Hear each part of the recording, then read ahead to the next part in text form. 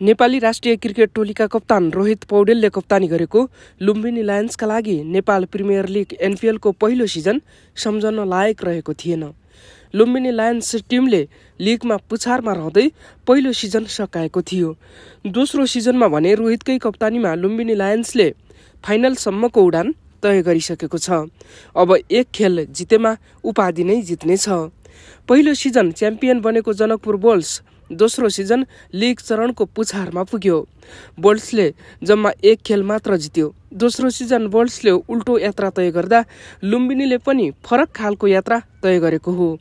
तर पहिलो सिजनको अन्तिम स्थानमा रहेको लुम्बिनीले यस सिजन भने गजबको यात्रा तय गर्दै फाइनल पुगेको हो।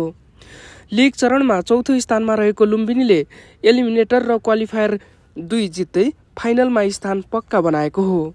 बिहिबार भएको क्वालिफायर 2 मा लुम्बिनीले सन्दीप लामिछानेको कप्तानीमा रहेको विराटनगर किङ्सलाई 40 रनले हराउँदै सुदूरपश्चिम रोयल्ससँग फाइनल भेट पक्का गरेको हो। सुदूरपश्चिमले पनि पहिलो क्वालिफायरमा विराटनगरलाई नै पराजित गरेको थियो। विराटनगर भने 2 क्वालिफायर खेल्ने अवसर पाए पनि दुवैमा पराजित हुँदै अभागी रहेर फाइनल होडबाट बाहिरिन पुग्यो। लिग चरणमा पनि सुरुवाती 3 खेल जित्दा लयमा देखिएको विराटनगरले त्यसपछि भने लयलाई कायम राख्न सकेन। जितको यात्रामा ब्रेक लागेपछि विराटनगरको प्रदर्शनमा उतार चढाव देखियो। लिगको अन्तिम खेलमा सुदूरपश्चिम विरुद्ध विस्फोटक ब्याटिङ गरेर 12 ओभरमै जित हात पारे पनि प्लेअफका पछिल्ला 2 खेलमा भने विराटनगरको ब्याटिङ खुल्न सकेन। सुदूरपश्चिम विरुद्ध 156 रनको लक्ष्य पछ्याउँदा 78 रनमै अलआउट भएको विराटनगर लुम्बिनी विरुद्ध पनि 13 बल बाँकी छँदै 94 रनमा अलआउट हुन पुग्यो।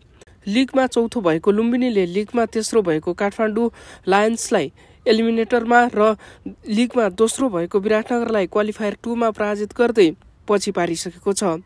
अब एउटा अन्तिम खेलको रूपमा सुदूरपश्चिमसँग लुम्बिनीले फाइनल खेल्न बाँकी छ।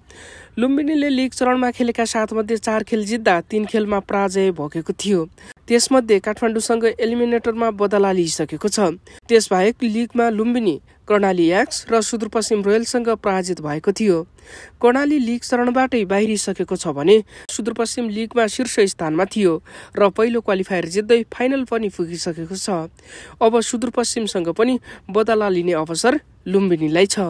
अब उपाधिका लागि लुम्बिनी लायन्स र सुदूरपश्चिम रोयल्स बीच उपाधि भिडन्त शनिबार 3:30 बजे हुनेछ।